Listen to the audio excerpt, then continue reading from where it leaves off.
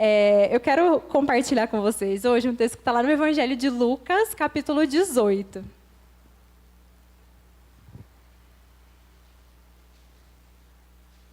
Então, a gente vai ler o Evangelho de Lucas 18, a gente vai ler dos versículos 18 a 30, tá?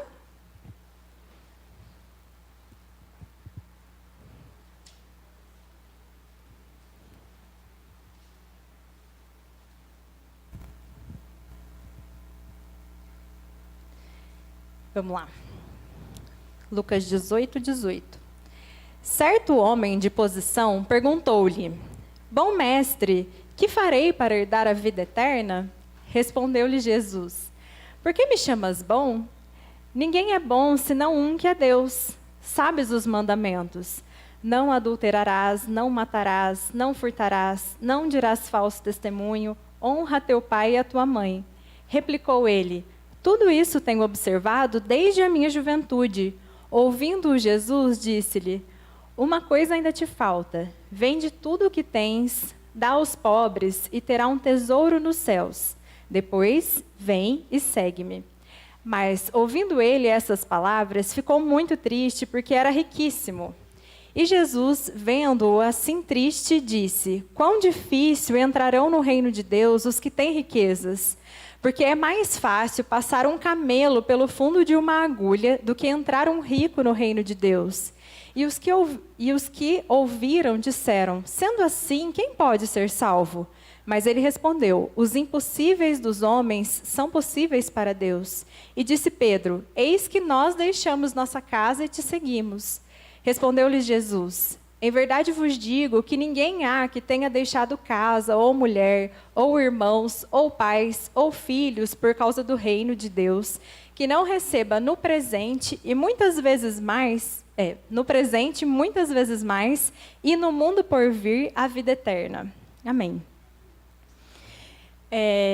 Faz uns meses já, eu estava na casa da minha irmã, e eu peguei um livro lá do meu cunhado que chamava Encontros com Jesus. E o autor, eu comecei a folhear e ler aquele livro, e o autor do livro ia pegando alguns encontros que Jesus tinha tido aqui, né, nos evangelhos, que os evangelhos apresentavam, e ia falando sobre o impacto daqueles encontros, né, na vida das pessoas. E o livro é muito bom. E depois que eu li esse livro, eu comecei a olhar os evangelhos e a pensar, né, nessa questão de como que a vida dessa pessoa foi transformada depois que ela se encontrou com Jesus. E a gente tem histórias muito impactantes, né? De vidas que foram totalmente transformadas, radicalmente transformadas. A gente tem, por exemplo, a história de Zaqueu, dos próprios discípulos que se encontraram com Jesus, a família de Marta, Maria. A gente tem várias histórias, né, que mostram esse impacto. Tenho certeza que muitas pessoas aqui também têm histórias assim, de que depois de um encontro com Jesus tiveram a vida totalmente mudada, que mudaram mesmo radicalmente, abandonaram uma vida antiga para uma vida nova e receberam realmente o Evangelho como uma boa notícia que ele é. Mas eu fiquei pensando nesse encontro aqui em especial, né, de Jesus com esse jovem rico, que os evangelhos trazem aqui para a gente. E fiquei pensando que em alguns casos o Evangelho não é recebido como a boa notícia que ele é. E eu gostaria de compartilhar com vocês e pensar um pouquinho por que isso acontece, né? Quando que isso acontece e se na nossa vida talvez isso possa estar acontecendo. Jesus estava lá pelo caminho, né? E quando se aproxima dele, um homem que aqui a Bíblia chama de um homem de posição.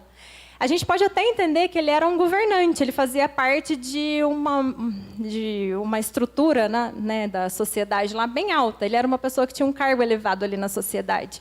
Então, era uma pessoa, né, que tinha uma posição, uma boa posição. Ele era rico, então ele era uma pessoa que tinha sucesso financeiro.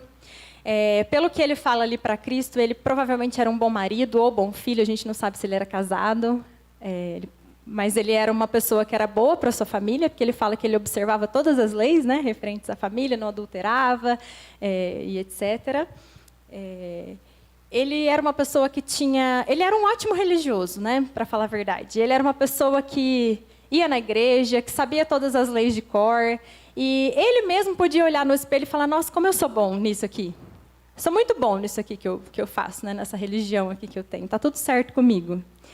E eu estava sentada ali agora pensando assim que a gente poderia facilmente ver esse jovem aqui entre nós, né? Ele podia estar dando uma aula na escola dominical e uma aula muito bem dada. Ele podia estar aqui pregando no meu lugar, fazendo uma pregação muito boa. Ele podia estar cantando no louvor, está até fazendo umas músicas aí com umas letras muito boas. Ele podia estar aqui no nosso lugar, sentado do nosso lado, né? Então, ele era uma pessoa assim, um pouco parecida com a gente, tá? Quer dizer, né? Não tão parecida, eu acho que eu não sou tão rica assim quanto ele. Mas, em muitos aspectos, ele era muito parecido com a gente, né? Acho que ele era até melhor em algumas coisas do que muitos de nós, né? Ele era uma pessoa exemplar. E a gente vê pela pergunta, pelo modo que ele chega ali até Jesus, que apesar de tudo isso, ainda existia um vazio no coração daquele homem. Ele ainda sabia que não estava completo ali, né, em si. Ele sabia que faltava alguma coisa e ele foi até Jesus para perguntar. Ele estava numa crise. E eu queria pensar com vocês, assim, primeiro, olhando essa história, né? O jovem rico, ele era a pessoa certa, no lugar certo, com a pergunta certa, e ele foi perguntar para a pessoa certa. Né? Ele era a pessoa que ele já tinha tudo, a vida dele já estava ali encaixada num padrão muito bom, né, dentro da religião dele. Ele já tinha tudo que ele achava que ele precisava, e ele tinha uma pergunta, que era uma pergunta muito boa sobre a vida eterna. Faz sentido a gente ter esse tipo de dúvida, né? E ele foi perguntar para a pessoa certa, que era Jesus. Então, estava tudo certo ali com ele. E aí a primeira resposta de Jesus para aquele jovem é sobre o título que ele usa para Jesus, né? Ele chama Jesus de bom mestre. E aí Jesus fala para ele, bom, por que você está me chamando de bom? Ninguém é bom, senão um que é Deus. Como se Jesus estivesse falando assim para ele, você tem certeza que você quer usar esse título para mim? Esse título a gente usa para Deus. Você quer realmente me reconhecer como Deus na sua vida? Você está fazendo essa pergunta para mim como um Deus? Você vai aceitar a minha resposta como Deus na sua vida? Essa é a primeira pergunta. É muito bonito a gente ver que Jesus olha para aquele jovem, entende a crise dele, né? Em um dos outros evangelhos, outra vez que essa história é contada, fala que Jesus o amou, né? Jesus olhou para ele e o amou. Jesus entendeu a crise pela qual ele estava passando, né? Então, a primeira pergunta é Jesus fazer esse questionamento para ele. Presta atenção no jeito que você está se referindo a mim. Você realmente está acreditando nisso que você está falando? Você vai usar mesmo essa palavra para mim? Vai se referir a mim como Deus? Vai me ouvir como Deus? Vai querer me ter como Deus na sua vida? E aí, depois, Jesus reafirma tudo aquilo que o jovem já sabia, né, que eram as leis. E ele fala, isso daí para mim tá fácil, né? Isso aí eu faço desde criancinha. Tô nessa pegada aí de ser um bom religioso desde que fui batizado. E aí Jesus fala, mas uma coisa ainda te falta. E aí Jesus dá uma solução para a crise dele, né? Vende tudo que você tem, dá aos pobres e terá um tesouro nos céus. Depois vem e me segue. Aqui, o que Jesus está querendo mostrar para aquele homem, né? Primeiro, Jesus quis mostrar para ele que a observação daqueles mandamentos por ele, a questão dele ser um bom religioso, dele estar fazendo tudo certinho, estava escondendo um grande pecado no coração dele. Na verdade, ele estava usando toda aquela posição, toda aquela questão de ser um homem exemplar, um bom homem, um bom pai, de ser uma boa pessoa, uma pessoa que todo mundo olhava como um bom exemplo. E isso tudo estava escondendo um grande problema no coração dele, que era isso tudo estava disfarçando uma questão séria de que ele tinha, com tudo isso, deixado de colocar Deus, né, no lugar certo. Quem estava sendo o senhor do coração daquele homem era o dinheiro e não a Deus. Então, por mais que seja contraditório a gente pensar, todos os mandamentos que ele estava cumprindo, tudo aquilo não estava levando ele para Cristo. E a Bíblia diz que o fim da lei é Cristo, a finalidade da lei é Cristo, a finalidade da nossa religião é Cristo, né? Se isso não estava levando aquele homem para Cristo, tinha alguma coisa errada. E a aparência estava tudo certinho, mas, na verdade, a finalidade estava totalmente errada. Ele estava entendendo a lei, entendendo a religião como um fim em si mesmo. E, na verdade, aquela lei, a observação de tudo aquilo, deveria levar a ter um coração cheio de Deus, a ter um coração que reconhecesse Deus como o Senhor da vida dele.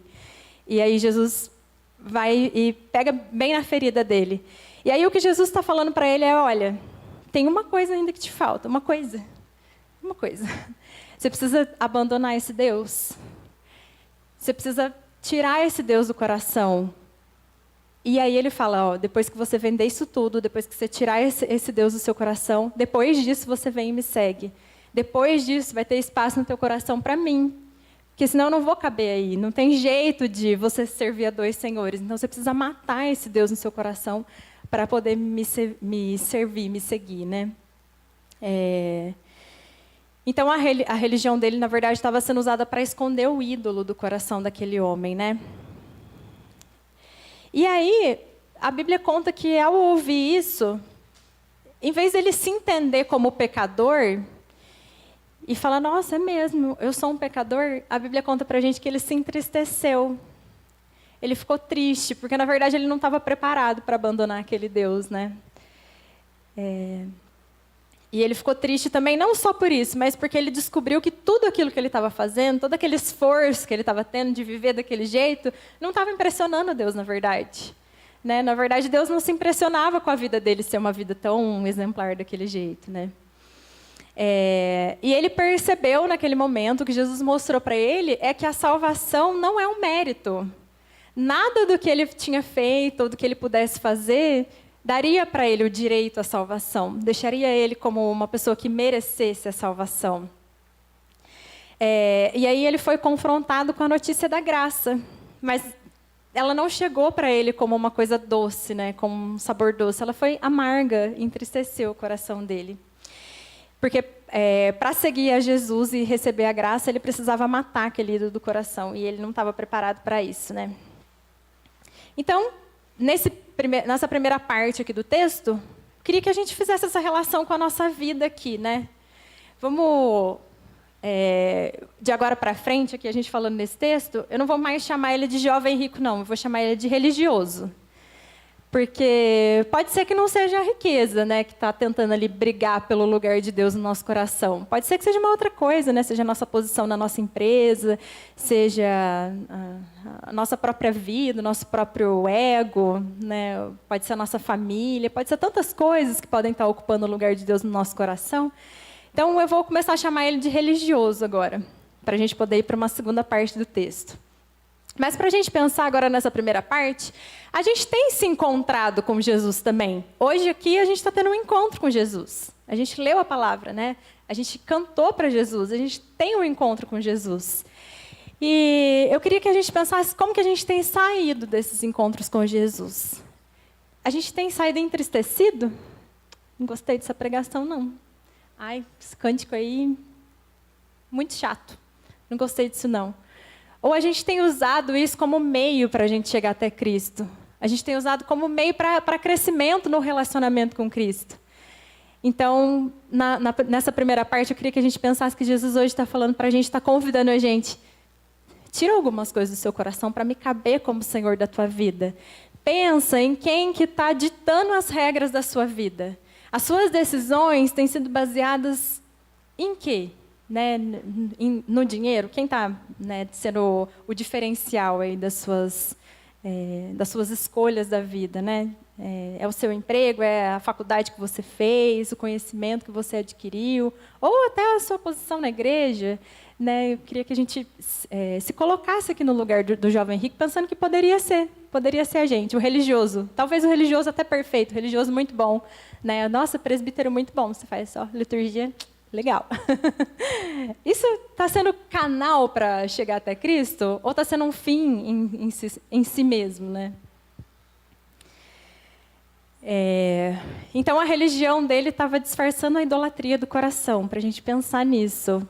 Que lugar que a religião, né, os rituais, Santa Ceia, os cânticos, as orações que a gente faz, comunhão que a gente tem com os nossos irmãos, que lugar que isso tem ocupado na nossa vida?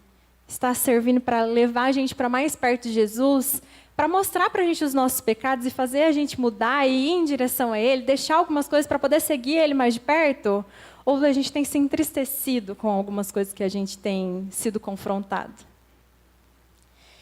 Mas aí, na segunda parte, a história não termina por aqui. E quando o pastor me perguntou do texto, eu falei que eu ia ler até o 23, mas eu falei, gente, não está certo a gente ler até aqui esse texto, porque tem uma segunda parte que ela é tão importante para a gente complementar que a gente não pode parar esse texto por aqui. Porque, pelo que a gente percebe aqui da segunda parte, essa conversa que Jesus teve com o jovem rico foi uma conversa em público, né? Tinha um pessoal ali que estava ouvindo, inclusive os discípulos estavam ali. E quando Jesus percebe a tristeza que aquele homem saiu com aquele encontro, Jesus fica triste também e ele fala: nossa, como que é difícil uma pessoa rica, né, entrar no reino de Deus. É mais fácil passar o camelo no fundo de uma agulha do que um rico entrar no reino de Deus. Tipo, é realmente impossível uma pessoa que tem um Deus no coração ter outro Deus. Não vai conseguir entrar no reino, porque se não tem espaço para Deus dentro do coração, é impossível. Não tem salvação, né, não tem saída. E aqueles que estavam ali falaram: mas sendo assim, quem que pode ser salvo? Tipo, gente, se essa pessoa, o líder do louvor lá da igreja, ou pastor lá da igreja, não pode ser salvo, quem que pode ser? E a resposta de Jesus é muito boa. Ele vai falar assim: os impossíveis dos homens são possíveis a Deus. Ninguém, realmente é impossível qualquer um ser salvo, mas pela graça de Deus essas coisas se tornam possíveis. Então, por nós, realmente, e essa é a notícia da graça. Realmente ninguém, por seus próprios méritos, pode alcançar a salvação. Mas Deus faz o impossível se tornar possível. Nele é possível.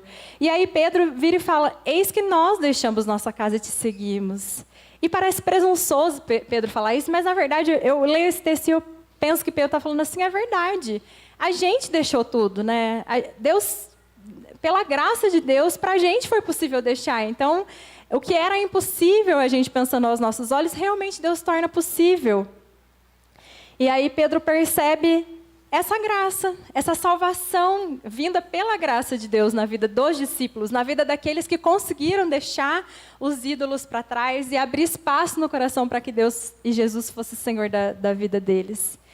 E aí Jesus responde, né, concordando com Pedro: é verdade, e eu te falo que todos esses que largaram essas coisas, que deixaram para trás, vão receber no presente muitas vezes mais e no mundo por vir a vida eterna. Jesus ainda amplia, né, porque o jovem rico queria saber o que ele ia receber no futuro, e aí Jesus vai falar: não, né, aqui mesmo, nessa vida, vocês já vão receber a minha graça, aqui mesmo vocês já vão poder desfrutar desse novo relacionamento com Deus, já vão poder andar comigo aqui, né, me seguir, caminhar comigo aqui. Então, por essa segunda parte aqui, eu queria que a gente fizesse a gente visse aqui duas posições, né? A primeira que a gente viu lá do religioso e a segunda do discípulo. Existe uma grande diferença entre ser religioso e ser um discípulo de Jesus. E esse texto mostra isso para a gente, né? A primeira coisa desse contraste, né, do religioso com o discípulo é que o religioso, ele se importa em manter as aparências e a posição sempre, né? Ele quer sempre estar por cima, ele quer sempre, né, tá se importando com essa questão.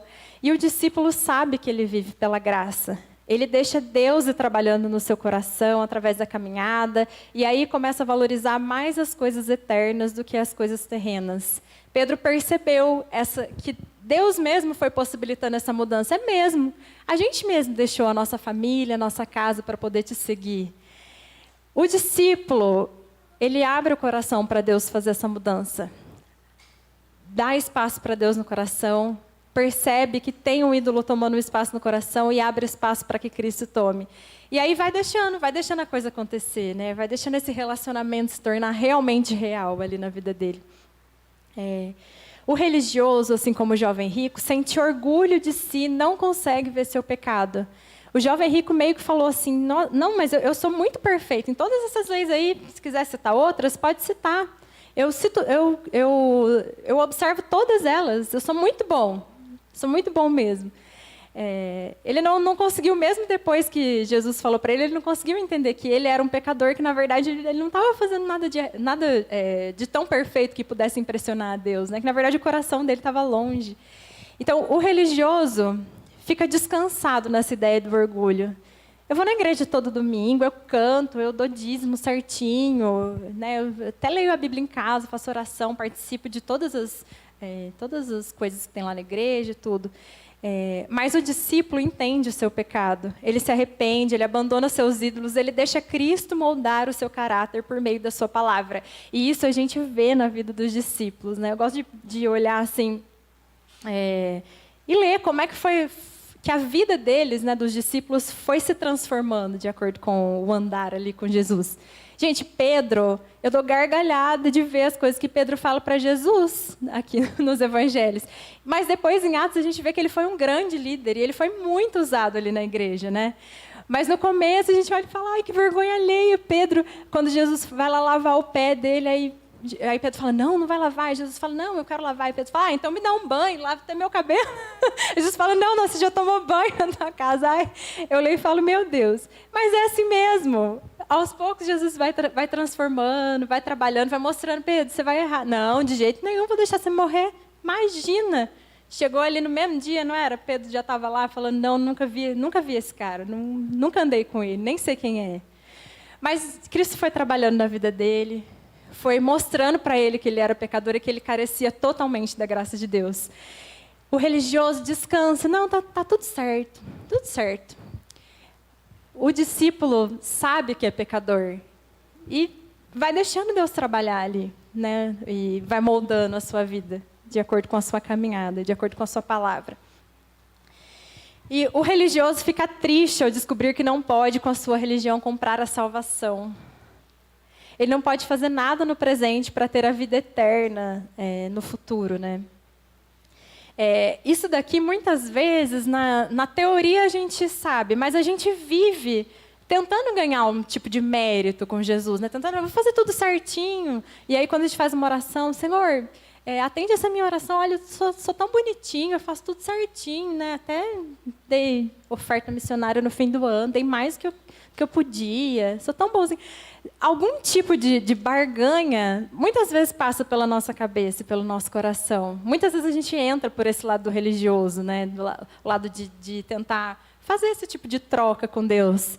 O religioso descansa nessa ideia. E o discípulo recebe a salvação e desfruta não só no futuro, mas no presente. Ele sabe que no presente ele já goza desse benefício de ter o relacionamento refeito com Deus, né? De que Jesus veio e ligou a gente novamente a Deus. Então, para a gente encerrar, eu queria que a gente percebesse que tem muita coisa em comum entre o religioso e o discípulo. Eles estavam no mesmo lugar, eles eram da mesma religião, né? Seguiam as mesmas leis, estavam conversando com a mesma pessoa, que era Jesus. Eles eram muito parecidos, assim, olhando, dava para confundir um com o outro. Mas no coração tinha uma grande diferença, né? O Deus a quem eles serviam, no coração, era totalmente diferente. Mas a gente vê que eles tinham as mesmas questões, mesma questão sobre a vida eterna, mesma crise, né? Mesmas crises existenciais, né? Como é que eu faço para herdar a vida eterna? Depois os discípulos perguntam, mas desse jeito quem pode ser salvo? Eles têm as mesmas crises, né? Eles têm as mesmas questões, as mesmas crises pessoais, eles recorrem a Cristo da mesma forma. Mas a resposta que o religioso e o discípulo dá para Cristo é diferente. Um fica triste, né, ao ouvir, e o outro se alegra na graça, e desfruta a graça, e vive pela graça, e frutifica na graça. Então, a gente ainda está começando, né, o ano, a gente está aí no meio do mês de janeiro.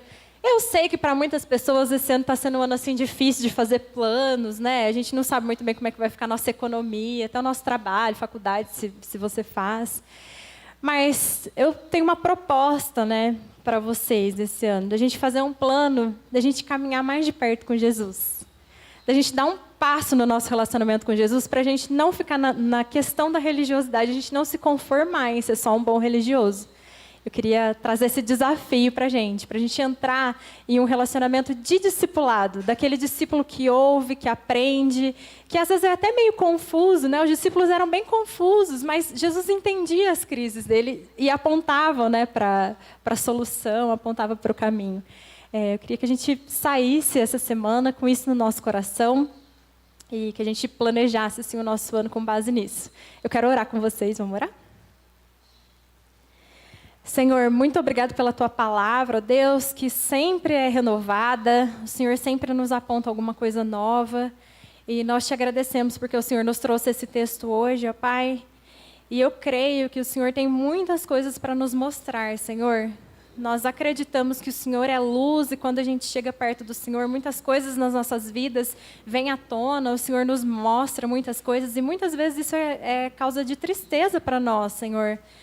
Mas nós te pedimos, Senhor, para que pela Tua graça o Senhor nos ajude, ó Deus, a entender os nossos ídolos, entender aquelas coisas que têm sido mais importantes do que o nosso relacionamento com o Senhor em nossas vidas. Que o Senhor nos dê condições, nos dê capacidade para poder abandonar essas coisas no Teu altar, Senhor. Crendo que o Senhor é o nosso verdadeiro Senhor, o Senhor é o verdadeiro Deus das nossas vidas, Senhor. E que assim a gente possa receber o Evangelho como a boa notícia que ele é.